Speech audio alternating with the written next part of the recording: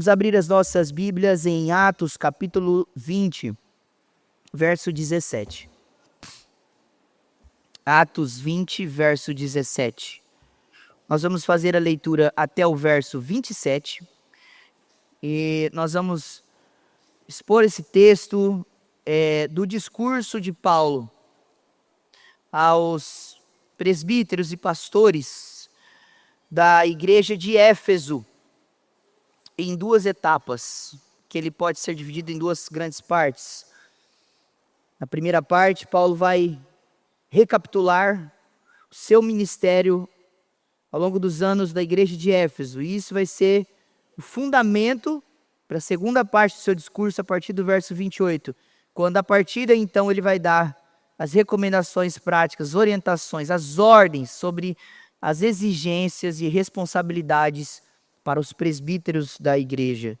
Então hoje nós vamos apenas do verso 17 ao verso 27, aprendendo sobre um modelo de ministério piedoso. O modelo de ministério piedoso. Muito bem, façamos a leitura do texto. Verso 17 diz assim: De Mileto, Paulo enviou uma mensagem a Éfeso, pedindo aos presbíteros da igreja que se encontrassem com ele. E quando chegaram, Paulo lhes disse: Vocês sabem como me conduzi entre vocês em todo o tempo, desde o primeiro dia em que entrei na província da Ásia, servindo o Senhor com toda a humildade, com lágrimas e com as provações que me sobrevieram pelas ciladas dos judeus. Vocês sabem que jamais deixei de anunciar o que fosse proveitoso, e de ensinar isso a vocês publicamente e também de casa em casa, testemunhando tanto a judeus como a gregos o arrependimento para com Deus e a fé em nosso Senhor Jesus Cristo. E agora, impelido pelo Espírito, vou para Jerusalém, não sabendo o que ali vai me acontecer, exceto que o Espírito Santo, de cidade em cidade, me assegura que prisões e sofrimentos estão à minha espera. Porém, em nada considero a vida preciosa para mim mesmo, desde que eu complete a minha carreira e o ministério que recebi do Senhor para testemunhar o evangelho da graça de Deus. E agora eu sei que todos vocês, em cujo meio passei pregando o reino, não mais verão o meu rosto. Portanto, no dia de hoje testifico diante de vocês que estou limpo do sangue de todos, porque jamais deixei de lhes anunciar todo o plano de Deus. Amém. Vamos orar mais uma vez, pedindo a bênção de Deus sobre nós.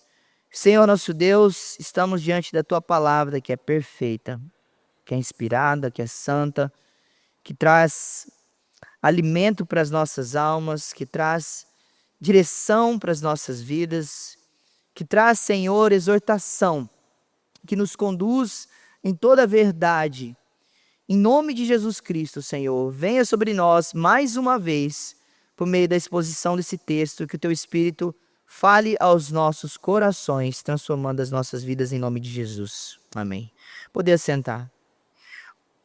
O texto do verso 16, no capítulo 20, termina dizendo para nós que Paulo estava com pressa. Isso talvez justifique o fato de ele não entrar na cidade de Éfeso, pois ele sabia que isso poderia trazer demandas.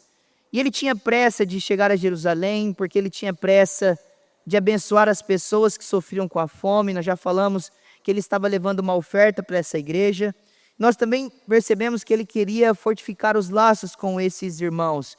E como ele também não pôde fazer uma despedida apropriada da igreja por causa do tumulto que Demétrios, o homem metalúrgico que fazia as cópias lá do templo da deusa Diana, dos Efésios, ele teve que sair praticamente corrido da cidade. E o verso 1 diz isso, que quando acabou o tumulto, ele chama os discípulos e faz algo talvez parecido com o que ele faz aqui, mas talvez aqui de maneira muito mais breve. E Lucas agora detalha a essência dessas recomendações, esse discurso que Paulo faz. Agora, um segundo discurso, e Lucas entende que isso é importante. E de fato é muito importante. Esse é um dos discursos mais importantes das Escrituras, porque ele é o único sermão que nós temos de Paulo sendo dirigido diretamente aos líderes da igreja, a cristãos.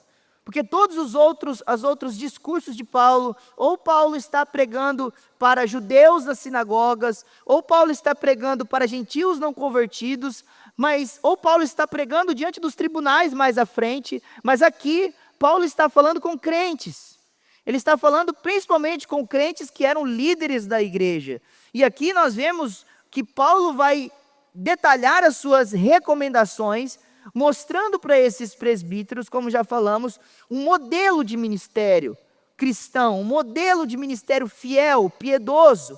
E ele conta a sua própria conduta diante da igreja, o seu ensino, o seu compromisso, a sua fidelidade, falando de si mesmo, como ele se portou na igreja, para agora dizer para os pastores dessa igreja como eles devem conduzir a igreja de Deus, né? E embora nós tenhamos esse discurso, nós sabemos que Paulo escreve uma carta pastoral também ensinando como os pastores devem se conduzir, quando ele escreve para o jovem Timóteo. Mas aqui é importante porque é sobre o olhar de Lucas, né? Lucas está registrando um sermão às pressas de Paulo, se despedindo numa ocasião onde ele está sendo perseguido na cidade de Éfeso, está com pressa para chegar em Jerusalém, tem toda uma dinâmica por detrás desse momento, então por isso ele é muito importante para nós, para o nosso registro. E é como se o Espírito Santo estivesse não só nesse texto, mas fazendo um apanhado de tudo que nós vimos no livro de Atos.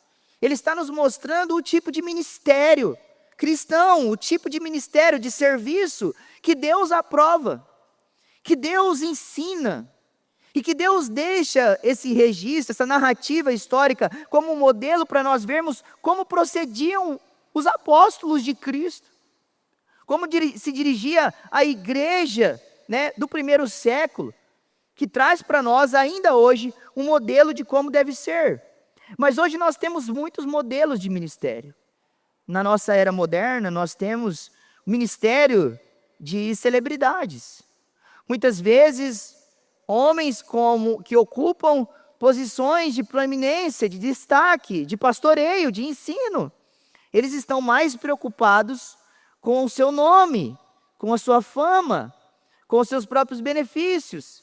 Eles estão semelhantes àqueles pastores que nós ouvimos aqui a leitura de Ezequiel 34, que eles pastoreiam a si mesmo e não o rebanho. Que eles cuidam mais, eles pensam mais nas necessidades deles e não das da igreja. Entre outras coisas, nós temos um ministério empresarial, que muitas vezes os pastores veem a igreja como um negócio sem expansão, o que também é errado, ou algo parecido, eles exercem táticas de pragmatismo. Não, o que dá certo para a igreja crescer, não importa o que é certo, desde que dê certo, é isso que eu vou fazer. Mas Paulo não apresenta esse modelo para nós aqui, quando ele fala do seu próprio ministério, da sua própria maneira de se dirigir à igreja. Ele apresenta algo completamente diferente. E é isso que nós veremos aqui através da estrutura desses versos, que nós podemos perceber então, que do verso 17 ao verso 19, nós vamos ver a conduta de Paulo, quando ele diz, vocês se lembram, vocês sabem como eu me conduzi. Ele está falando da sua vivência na igreja, aquilo que a igreja não ouviu da boca de Paulo, mas aquilo que a igreja testemunhou com seus olhos, com a convivência. E segundo, Paulo vai testemunhar a respeito do seu ensino. Qual era a doutrina que ele falava? O que ele ensinava para a igreja? E é isso que ele vai dizer do verso 20 ao verso 21.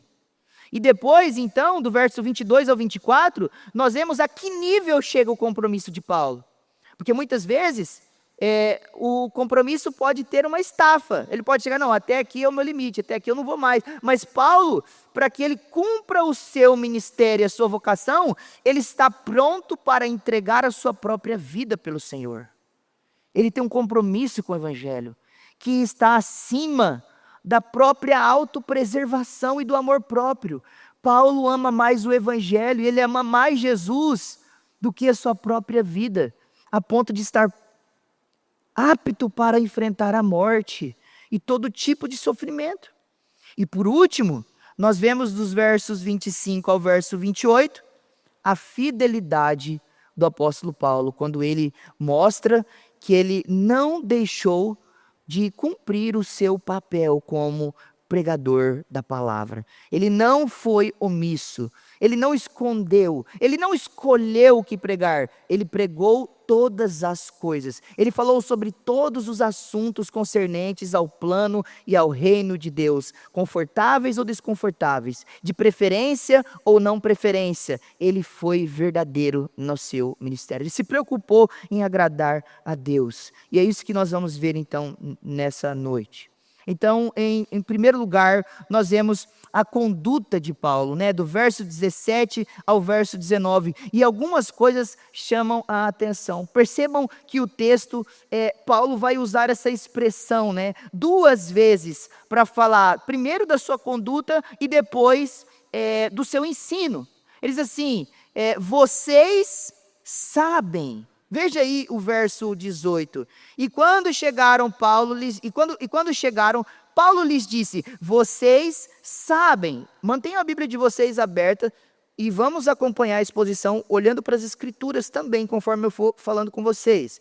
Então ele diz: vocês sabem. O verso 20 também ele diz: vocês sabem. Então Paulo está dizendo sobre coisas que a igreja experimentou ao vivo e a cores durante os anos de ministério que ele esteve aqui, que foi a igreja que provavelmente Paulo ficou mais tempo. Ele ficou, se eu não me engano, 3 anos nessa igreja. Então Paulo, ele está falando de coisas agora, da maneira como ele procedeu, que a igreja viu ele viver com eles. Ele fala do seu caráter, ele fala da sua integridade, ele fala da sua conduta, ele fala do seu testemunho público, quando ele vai dizer a maneira que ele se portou todos os dias, não alguns dias, mas ele foi o mesmo, desde o primeiro dia até o último, mesmo quando ele foi aprovado ou quando ele foi reprovado, ele permaneceu um só homem. Que tipo de homem ele permaneceu nessa igreja? Vejam só, ele vai dizer a primeira coisa aí no verso 19, servindo ao Senhor com toda humildade. Então a primeira coisa que nós vemos é que Paulo, ele foi um homem que não apenas pregou o evangelho, ele encarnou o evangelho, ele viveu o evangelho na sua vida. Quando ele diz, eu estive servindo ao Senhor, não há nada mais evangélico do que isso.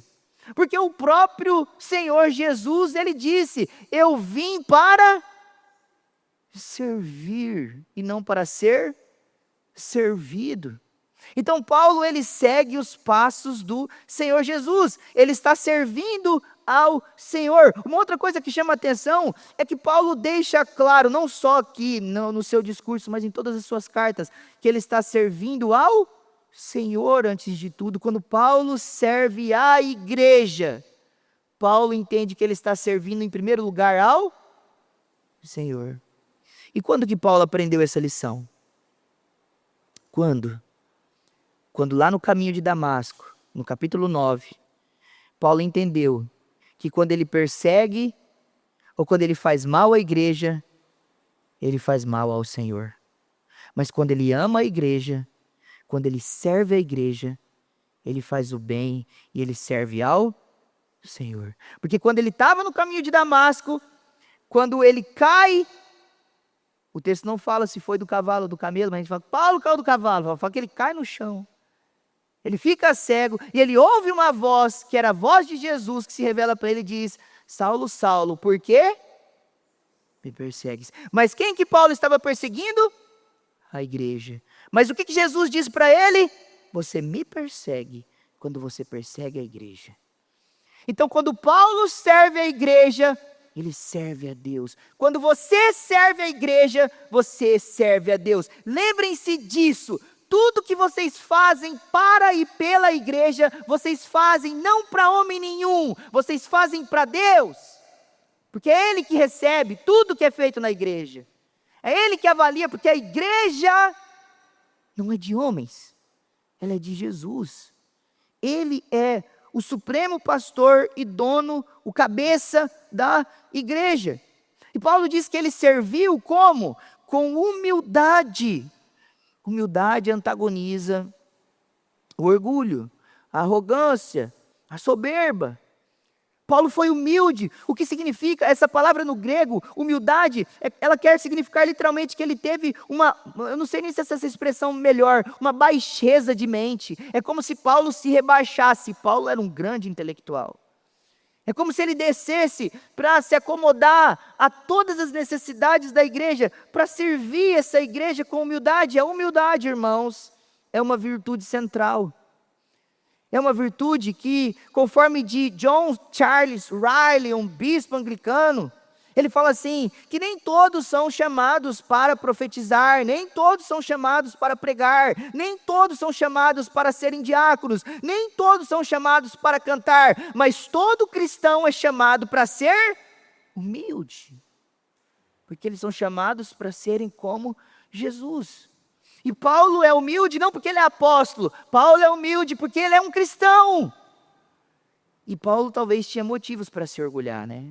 Quantas coisas esse homem fez, mas ele foi humilde.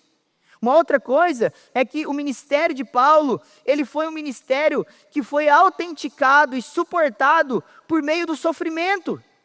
Veja que ele vai dizer, foi com muitas lágrimas e provações. Então Paulo, ele serviu a Deus, não somente quando tudo estava dando certo, mas quando as coisas também estavam dando errado. Quando ele estava enfrentando o mundo, quando ele estava enfrentando o pecado, quando ele estava enfrentando Satanás, quando ele estava enfrentando provações, ele se manteve firme e ele não abandonou o seu posto. Um antigo pastor puritano dizia que as lágrimas, elas são a tinta com que Deus escreve os melhores sermões. Então Paulo, ele em meio ao sofrimento e às lágrimas e às angústias, Deus estava usando esse homem para edificar essa igreja. E aqui é um princípio, né, que nós já podemos aplicar nesse ponto, que nós sempre comunicamos isso aqui nesse púlpito. Paulo, ele era um homem que sempre pensava no bem da igreja. Paulo provavelmente se fazia a mesma pergunta que nós aprendemos aqui, que eu aprendi com o pastor Neto. O que é melhor para a igreja? É isso que nós devemos fazer. Todas as ações devem ser feitas com base nessa pergunta. O que é melhor para a igreja? Se isso é melhor para a igreja, então é isso que deve ser feito. Então, Paulo, ele era esse tipo de homem, que ele pensava no bem da igreja. Ele pregava pensando no bem da igreja, ele escrevia cartas pensando no bem da igreja. Ele dá o seu próprio exemplo pensando no bem da igreja. E isso fica demonstrado aqui. E a pergunta que vem para nós então é, as nossas ações, elas são motivadas pelo bem-estar pessoal, ou nós pensamos na igreja, nos irmãos, ou nós pensamos nos interesses dos outros ou nos nossos? Paulo não só viveu isso na prática, mas ele ensina isso também. Quando ele escreve Filipenses, no capítulo 2, ele diz, nada façam por partidarismo ou vanglória, mas por humildade, considerando cada um os outros superiores a si mesmo. Não tenha cada um em vista o que é propriamente seu, senão também cada qual o que é dos outros. O que Paulo está dizendo aos Filipenses é, não pensem primeiro nos seus interesses quando vocês estiverem servindo, pensem nos da igreja. E como que Paulo fundamenta e ele firma essa verdade? Porque logo em seguida, no capítulo de Filipenses, ele dá o exemplo de quem? De Cristo. Porque Cristo, ele se humilhou, ele abriu mão da sua glória, ele desceu, ele veio até nós, ele se tornou homem, ele morreu uma morte de cruz, e ele fez tudo isso para a glória de Deus, mas para salvar a igreja, o seu povo. Então essas são algumas coisas que nós pensarmos nesse primeiro ponto. Em segundo ponto, nós temos então o ensino de Paulo. Paulo vai usar 3 verbos aí, veja, do verso 20 ao verso 21, para caracterizar o seu trabalho como pastor na igreja. Ele vai dizer, eu vejo no verso 20, vocês sabem que jamais deixei de anunciar o que fosse proveitoso, de ensinar isso a vocês publicamente, também de casa em casa, testemunhando tanto a judeus quanto a gregos. Então veja, ele usa essas três expressões. E o que Paulo quer ressaltar aqui? Ele quer ressaltar que ele, como homem, ele tem uma responsabilidade de ensinar o evangelho para a igreja. Essa era a sua principal missão, a sua principal vocação como um pastor de Deus, pregar a palavra de Deus, ensinar a palavra de Deus para a igreja. Isso mostra o zelo que ele tinha de pregar apenas e somente o evangelho, de enfatizar o evangelho de modo contínuo, todos os dias, em lugares distintos, quando ele diz de casa em casa, publicamente, mostrando que ele pastoreava publicamente e pessoalmente as pessoas através do ensino das Escrituras, e que ele fazia isso para diversas pessoas. Basicamente, o que Paulo quer enfatizar aqui é que ele não foi omisso quanto a completar aquilo que Deus o havia incumbido e colocado em sua mão de ser um pregador do evangelho.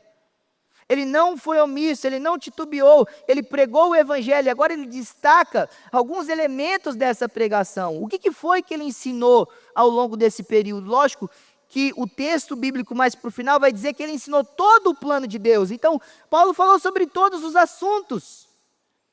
Ele falou sobre todos os assuntos da teologia sistemática, da teologia bíblica, falou sobre o Espírito Santo, falou sobre as naturezas de Cristo, falou sobre juízo, sobre graça, sobre o amor, sobre a ira, sobre a lei, sobre o evangelho, sobre a criação, sobre o pecado, sobre a volta de Jesus Cristo. Ou seja, Paulo pregou durante 3 anos todos os assuntos nessa igreja.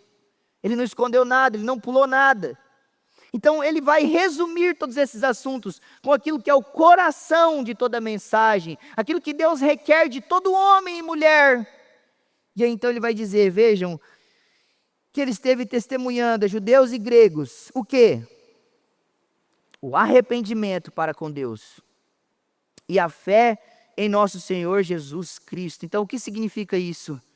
Significa que o apóstolo Paulo, quando ele fala que ele falou arrependimento para essa igreja, isso pressupõe que ele falou de pecado.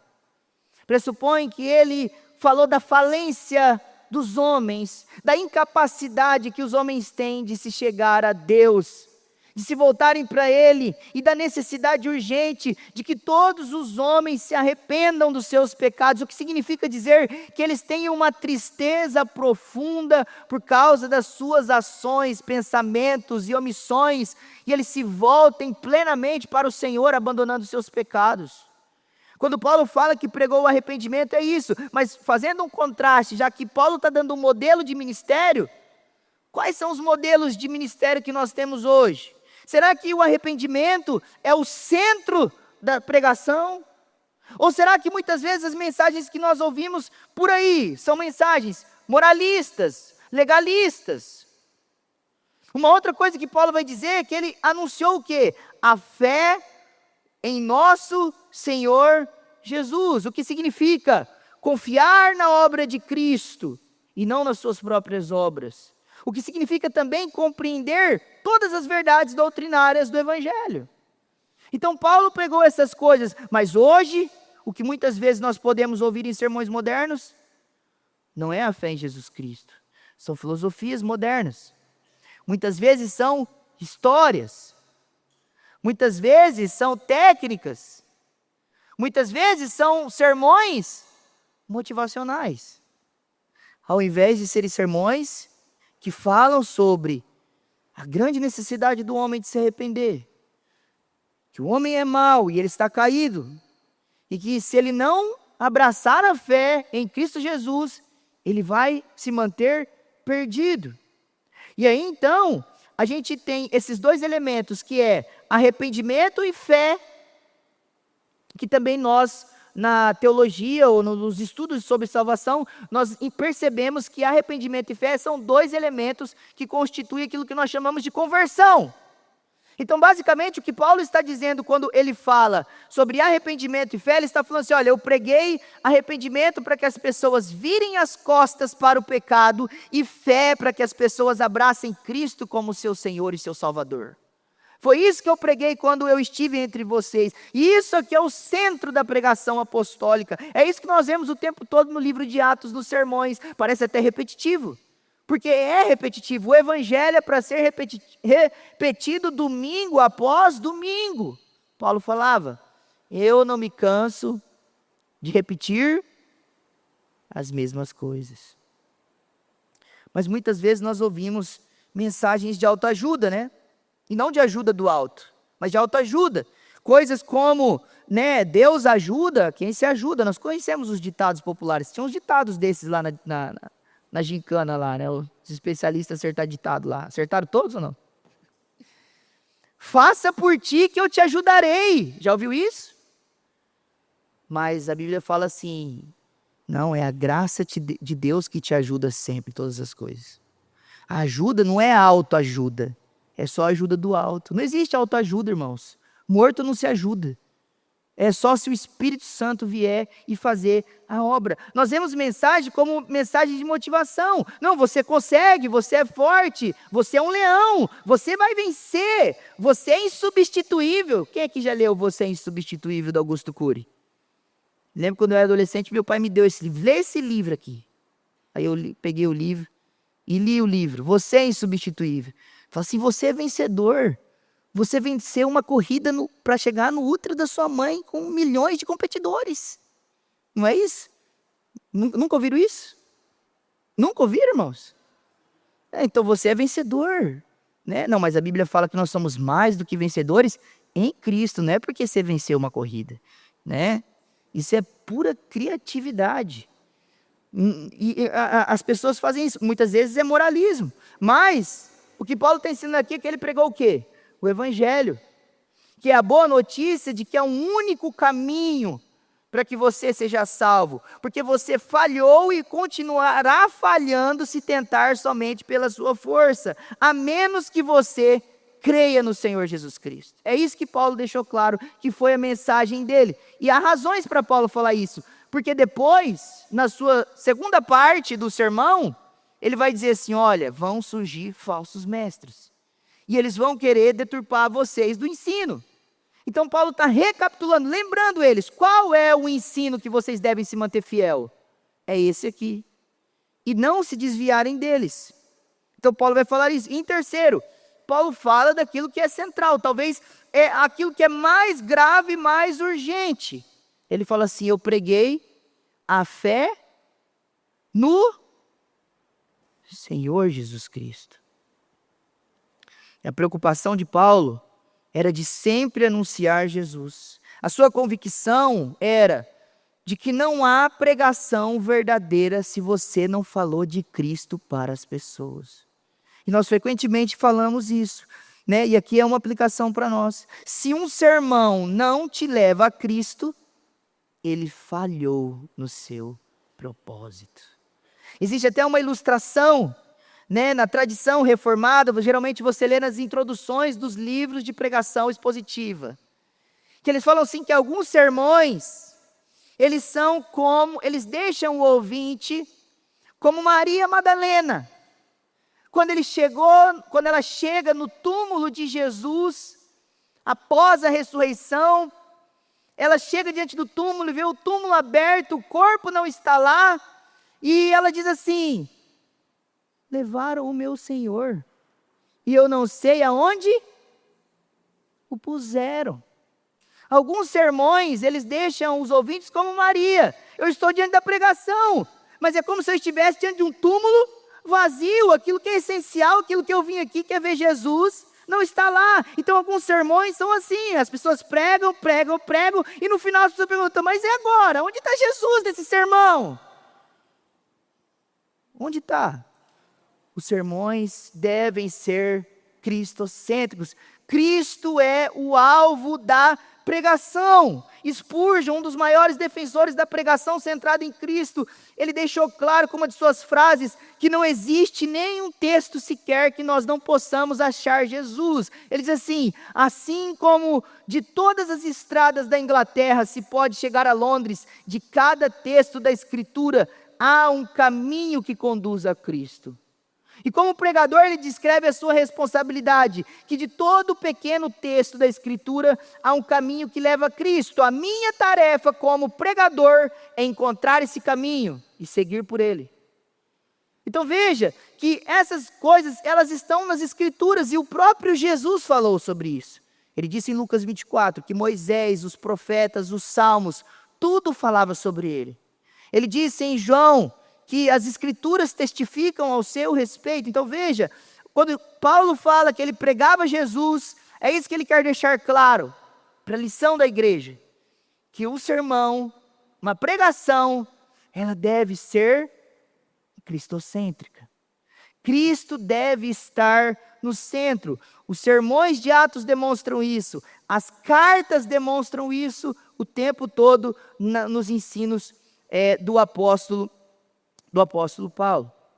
Em terceiro, nós vemos então, irmãos, que Paulo vai agora, depois de falar essas coisas, ele vai falar sobre o seu compromisso. Que tipo de compromisso Paulo tinha, além de servir de maneira humilde, além de ensinar de maneira perseverante o Evangelho e não abandonar o Evangelho?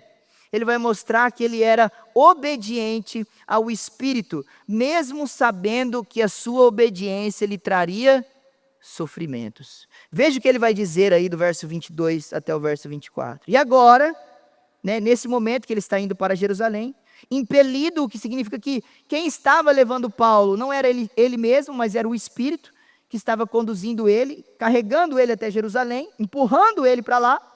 Vai dizer que ele vai para Jerusalém sabendo, tendo convicção de que muitas das coisas que ele iria viver ali eram prisões, essas coisas eram asseguradas, ele diz, de cidade em cidade. Prisões, sofrimentos estavam à sua espera.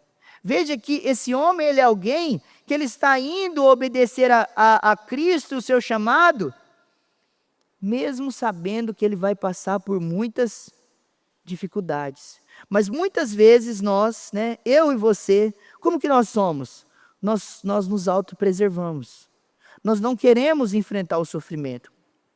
Nós queremos criar atalhos. Nós queremos servir a Deus de uma maneira que nós evitemos o sofrimento. Mas sofrimento e serviço cristão, eles estão lado a lado. Não tem como você querer servir a Deus e não enfrentar dificuldades, oposições, sofrimentos, renúncias. E aqui é uma coisa interessante que nós podemos aprender com o apóstolo Paulo. Que Paulo, ele não coloca a sua autopreservação em detrimento da sua vocação.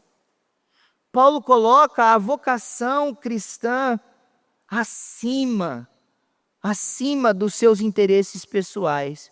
Mas é interessante, Porque se tem um dos ídolos modernos hoje, dos nossos dias, se chama amor próprio. Esse é um dos conselhos que você mais escuta as pessoas ofertando, para outros. Não, porque você tem que ter um pouco de amor próprio. Você precisa se autopreservar. É aquilo que Pedro disse para Jesus. Jesus falou, eu estou indo morrer. Não, mestre, que isso não te aconteça. O senhor precisa pensar no seu bem-estar, o senhor precisa ter amor próprio, Jesus. Aí Jesus fala o que para ele? Afasta-se de mim, Satanás. Então você pode ter certeza que quando você ouvir um conselho para alguém falar para você, não se sacrifica pelo evangelho, não, você não pode sofrer por causa dessas coisas, sofrer por causa do reino de Deus, você não pode se sacrificar, você tem que pensar um pouco em você. Por trás desse discurso tem influência de Satanás, querendo afastar você do caminho de servidão, que é servir a Cristo e a sua palavra. O chamado de Deus para nós é um chamado universal de sofrimento, é um chamado universal de renúncia. O que Paulo está vivenciando aqui na prática é aquilo que o próprio Jesus já havia ensinado nos seus evangelhos. E Lucas, ele registra isso, ele descreve isso no seu evangelho, e agora ele constata no livro de Atos, através dos vários exemplos, através do exemplo de Paulo. Por exemplo, abra sua Bíblia comigo em Lucas 14. Eu quero que você leia esse texto.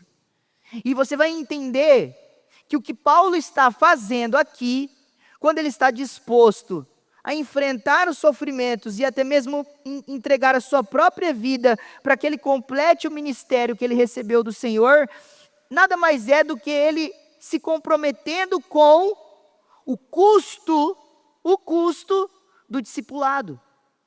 Você acha que ser discípulo de Cristo não vai te custar nada? Vai te custar muitas coisas, vai te custar tudo. Veja só o que Jesus disse, essas são as palavras de Jesus. E antes de a gente ler esse texto, eu quero que você entenda que discípulo nesse texto é a mesma coisa que crente, tá? Se você quer ser cristão, se você quer ser crente, se você quer ser discípulo, é a mesma coisa, porque não tem diferença de discípulo para crente. No livro de Atos deixa claro que o número de discípulos aumentava, o número de cristãos aumentava, é a mesma coisa. Então veja, se você quer ser crente, se você quer andar com Cristo, se você quer ser discípulo, olha o que Jesus disse: se alguém vem a mim e não aborrece o seu pai, e mãe, e mulher, e filhos, e irmãos, e irmãs, e ainda a sua própria vida, o que Jesus fala? O que está na sua Bíblia? Não pode ser meu discípulo. Segunda vez, verso 27. E qualquer que não tomar a sua cruz e vier após mim, não pode ser meu discípulo. Segunda vez, não pode ser meu discípulo. Aí ele vai usar uma metáfora de alguém que quer construir, não calcula antes, depois tem que parar a construção, tal. E aí no final, no verso 33, ele vai dizer assim, ó: assim, pois, todo aquele que dentre vós não renuncia tudo quanto tem, não pode ser meu discípulo. 3 vezes. O pastor Jonas Madureira, no seu livro O Custo do Discipulado, que é um livrinho fininho também da editora Fiel, muito bom, ele afirma que o que Jesus está exigindo nessa passagem é um certo tipo de amor, um certo tipo de sacrifício e um certo tipo de desapego. Ele também pregou essa mensagem numa conferência da Fiel. Eu estava lá nesse dia. Então, quando ele exige um certo tipo de amor, é quando ele fala que ele quer que você ame ele mais do que os seus entes. Seu pai, a sua mãe, os seus filhos, seus irmãos, suas irmãs e até mesmo a sua própria vida. Veja o certo tipo de amor que ele exige. O certo tipo de sacrifício, verso 27. Qualquer que não tomar a sua cruz e se sacrificar com ele, morrer com ele, tomar parte dos seus sofrimentos. E por último, um certo tipo de desapego, quando ele diz: assim, pois, todo aquele que dentre vós não renuncia a algumas coisas, não, a tudo quanto tem, não pode ser. Então veja, há um certo tipo de desapego. É isso que Jesus está exigindo de nós. Que texto difícil de engolir. Essa é a verdade. Porque quando a gente lê esse texto, a gente para aqui, e nós que somos pais, né? Às vezes já se desligamos um pouco dos nossos pais, mas agora a gente é pai. E aí você tem os filhos pequenos e fala assim: eu tenho que amar mais a Deus do que meus filhos, minha filha. E como que isso é difícil? Porque como é fácil idolatrar a família. Como é fácil idolatrar os filhos. Como é fácil colocar essas coisas acima de Deus. Qualquer coisa dessas aqui. Como é fácil me poupar e não me sacrificar. Como é fácil, irmãos, não renunciar e me apegar às coisas desse mundo. Como é fácil. Não é difícil se perder nessas coisas.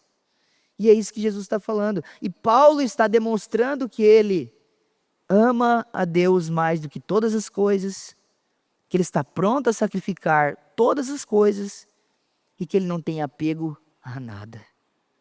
Ele está demonstrando na prática o compromisso dele com Cristo.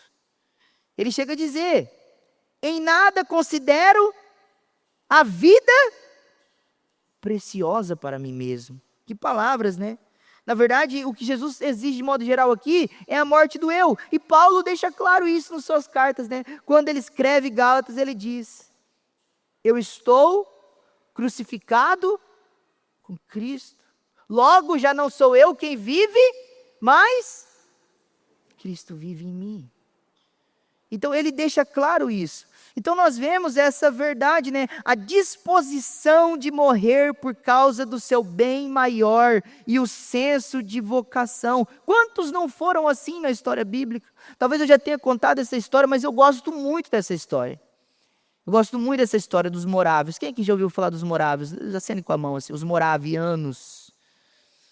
Os morávios, eles eram uma comunidade que influenciaram John Wesley, e eles foram organizados e cuidados pelo conde Zinzendorf. É uma história bem bonita, mas conta-se uma certa história que haviam 2 jovens moravianos dessa comunidade. Eles eram coveiros, eles trabalhavam no cemitério. Eles não eram pregadores do evangelho, eles não fizeram seminário, eles não fizeram um curso preparatório para missões.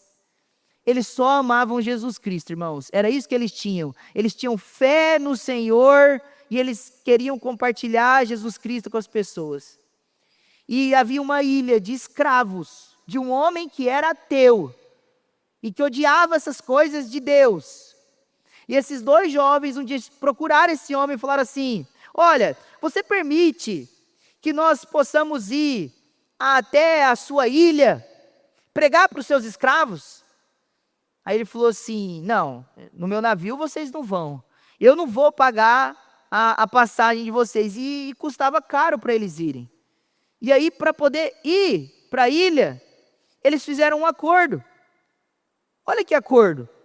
Vocês já ouviram aquele meme do Brad Pitt, naquele filme Bastardos Inglórios?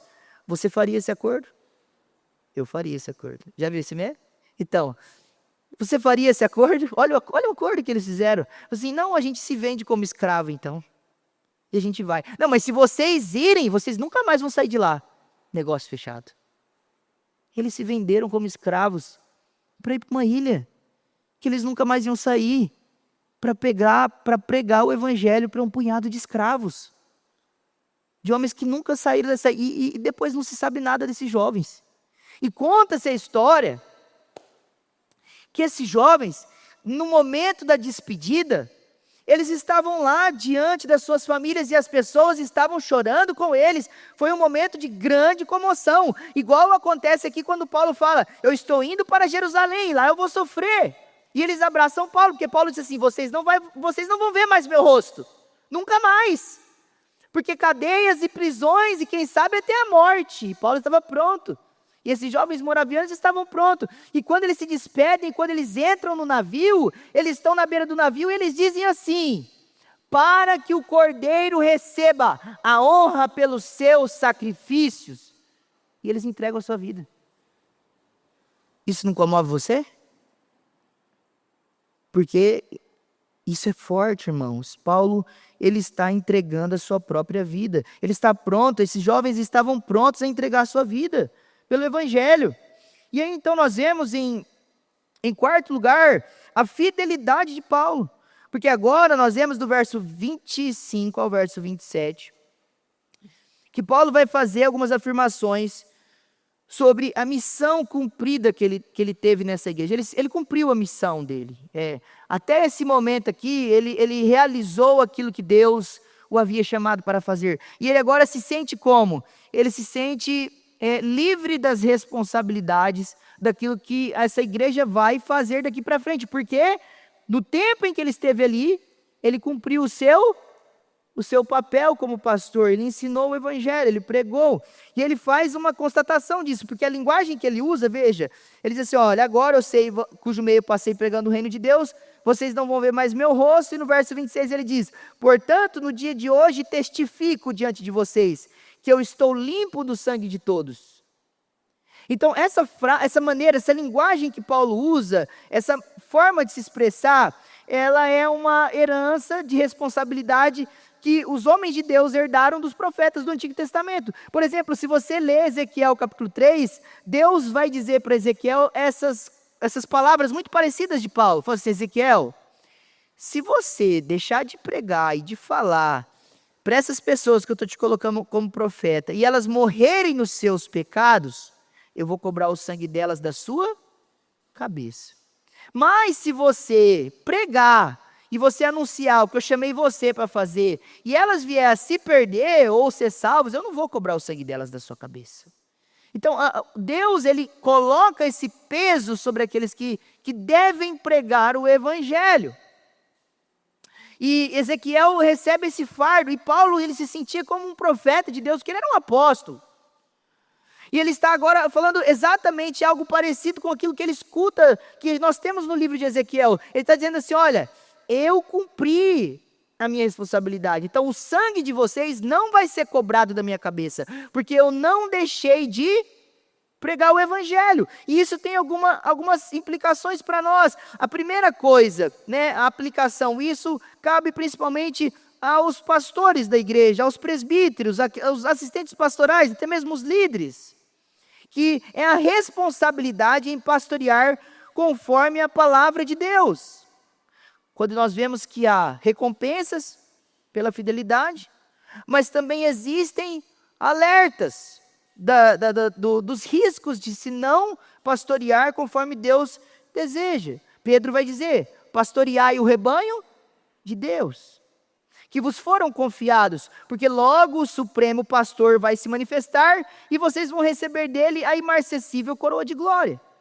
Por outro lado, se aqui nós temos uma promessa, nós temos uma advertência também no verso 17 do capítulo 13 de Hebreus, quando o autor de Hebreus está orientando seus ouvintes, dizendo: obedeçam os vossos guias e sejam submissos para com eles. Por que vocês devem obedecer? Pois eles velam pela vossa alma. Por quê? Porque eles são amantes de alma? Não só por isso, mas porque eles fazem isso como quem deve prestar contas. Então vejam, o que ele está querendo dizer aqui? Que aqueles que pregam, ensinam, pastoreiam, exercem liderança, eles vão prestar contas. Para quem? Para Deus, porque as ovelhas são deles. Mas por outro lado, nós também temos não apenas a responsabilidade dos presbíteros e pastores, mas nós também temos a responsabilidade de todos os cristãos. Porque assim como Paulo, nós não podemos deixar de pregar o evangelho. Porque pregar o evangelho em si não é uma responsabilidade só dos pastores, é uma responsabilidade de todo discípulo. Jesus disse isso: ide e pregai o evangelho a toda criatura. Então, Deus nos chama para anunciar o evangelho e não fazer silêncio, não suavizar o evangelho, mas falar com amor e com verdade. John MacArthur tem uma frase muito boa sobre isso. Ele diz: nunca suavize o evangelho. Se a verdade ofende, então deixe que ofenda. As pessoas passam toda a sua vida ofendendo a Deus, desde que elas se ofendam por um momento com a pregação do evangelho. Isso significa que Deus está chamando toda a igreja a pregar o evangelho, não suavizar. Isso não significa que nós devemos ser grosseiros, arrogantes, mas que nós devemos falar a verdade para as pessoas, não silenciar o evangelho, não guardar o evangelho, mas falar do evangelho para elas com amor. Uma segunda coisa que Paulo mostra é que ele falou de todos os assuntos. Paulo, ele não se esquivou de assuntos difíceis. Ele pregou coisas que eram confortáveis, coisas que eram desconfortáveis. Ele não escolheu os sermões, irmãos, conforme suas preferências e gostos. Ele não escolheu pregar sobre assuntos que ele gosta, né? Ele não escolheu pregar sobre os gostos e as preferências da igreja. Ele não ficou perguntando para a igreja: e agora? O que vocês querem ouvir? Paulo não fazia isso. Na verdade, ele fala, né, em Gálatas capítulo 1, que ele era um pregador do evangelho, que ele queria agradar a Deus, porque se ele quisesse agradar homens, então ele não seria servo de Cristo. Então, o que nós vemos é que Paulo, ele era um pregador que pregava todas as coisas das Escrituras. E aqui tem uma aplicação. Por isso que nós acreditamos que a melhor forma de expor, de pregar a Bíblia é expositivamente. E não pregar um final de semana num livro, outro final de semana no outro, outro final de semana no outro. Deus abençoe quem faz isso. Mas por que nós acreditamos que a pregação expositiva é a melhor maneira? Porque você não pode evitar textos difíceis. Você vai começar a pregar o livro num capítulo 1, verso 1, e você vai terminar no último versículo daquele livro. Então você não vai evitar assuntos, porque você vai ter que passar por eles. Você vai ter que pregar sobre coisas difíceis. Você vai, por meio da pregação expositiva, ser inibido de pregar coisas que você preferia. E você vai se expor a pregar coisas que você tem que pregar como responsabilidade que Deus delegou aos pastores. Por isso Paulo diz que ele pregou todo o conselho de Deus. Porque ele não evitou os textos. Ele teve que falar sobre dinheiro, irmãos. Ele teve que falar sobre divórcio. Ele teve que falar sobre sexualidade. Paulo teve que falar sobre política. Paulo teve que falar sobre como os pastores têm que cuidar da igreja. Paulo teve que falar como a igreja tem que cuidar dos pastores. Paulo não pôde evitar os assuntos. E é isso que nós acreditamos, que quando nós pregamos expositivamente, nós falamos sobre tudo que está ali. Porque é o que Deus nos entregou para falar. Esse próprio texto, que nós estamos aqui expondo. Para aqueles que não querem se comprometer ou serem cobrados, os pastores serem exigidos da igreja na pregação, que querem pregar qualquer coisa, esse texto mesmo, ele seria evitado. Porque esse texto, antes de tudo, é Paulo falando com os líderes da igreja, confrontando eles, chamando eles à responsabilidade. E para a gente terminar, algumas aplicações finais. Primeiro, nós vimos que Paulo foi um servo dedicado ao Senhor. Eu quero perguntar a você está servindo ao Senhor? O que você está fazendo na igreja com humildade? Ou você está fazendo a sua maneira de servir? Você tem sido um servo orgulhoso? Ou você tem sido um servo humilde? Você tem exercido as suas responsabilidades na igreja ou até mesmo fora da igreja, servindo a Deus na família, no trabalho? Você tem servido ao Senhor com humildade? Você tem sofrido voluntariamente com alegria pelo Evangelho? Ou quando momentos difíceis vêm sobre você, você reclama e você desiste, ou você simplesmente, não, eu não quero, ou você murmura, ou você dá graças a Deus porque você tem o privilégio de sofrer por causa de Cristo? Em segundo lugar, para toda a igreja deve desejar a pregação fiel das Escrituras. Quando Paulo ensina isso, ele está mostrando que não apenas a responsabilidade dos pregadores, mas indiretamente ele está ensinando o que a igreja deve esperar do púlpito. A igreja deve esperar verdade bíblica. A igreja deve esperar exortação. A igreja deve esperar e desejar ensino completo das Escrituras. A igreja deve ser como aqueles bereanos que ficam com a Bíblia aberta, verificando a mensagem. A igreja deve esperar ouvir sobre o amor de Deus, mas a igreja também deve esperar ouvir sobre a ira de Deus. Ela deve esperar ouvir sobre as misericórdias do Senhor, mas ela também deve esperar ouvir sobre a disciplina na igreja. Ela deve esperar ouvir sobre os atributos das Escrituras, mas ela também deve esperar ouvir sobre oração. Porque nós não podemos escolher aquilo que nós vamos ouvir. Nós temos que aprender sobre todas as coisas, porque nós temos que aprender todo o conselho de Deus que foi revelado. Se Deus ensinou e revelou nas Escrituras, nós devemos aprender. Se está na Bíblia, é porque é para a gente aprender. Se está lá revelado, é para a gente ler. Se está lá, é para a gente estudar. Se está lá, é para a gente conhecer. Deus entregou. Nós não podemos omitir.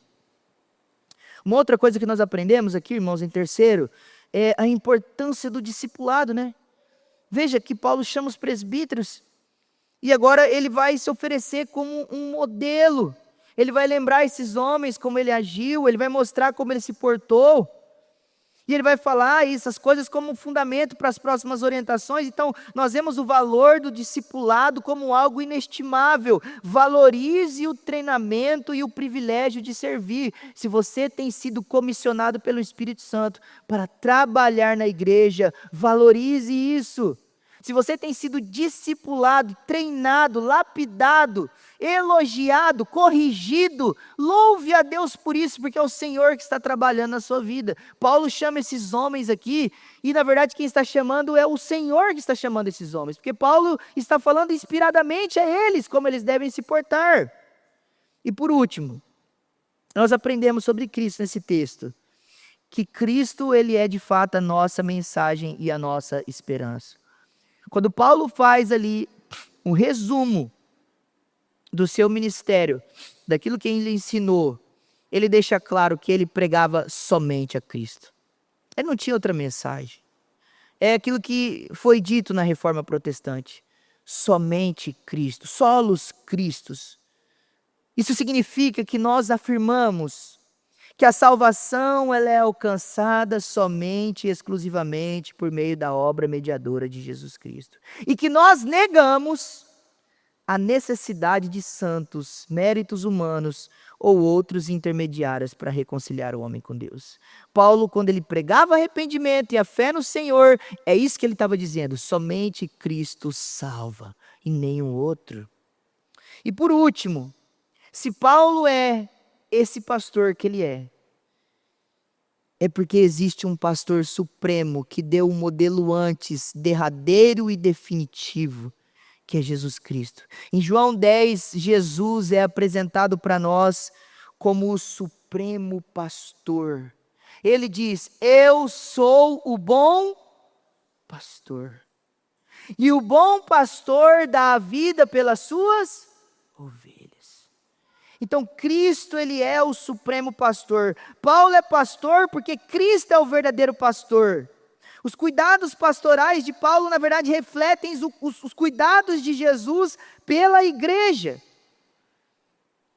Paulo nada mais é do que um imitador. Ele imita Cristo. Como ele mesmo disse, sejam meus imitadores, como eu também sou de Cristo. Paulo não tinha um novo modelo, ele só seguia aquele que ele aprendeu do próprio Senhor Jesus. Portanto, irmãos, através desse exemplo de Paulo, Deus, ele está chamando toda a igreja a servir, a viver e ministrar com a mesma fidelidade, coragem e dedicação que marcaram o ministério desse homem que está registrado aqui para nós.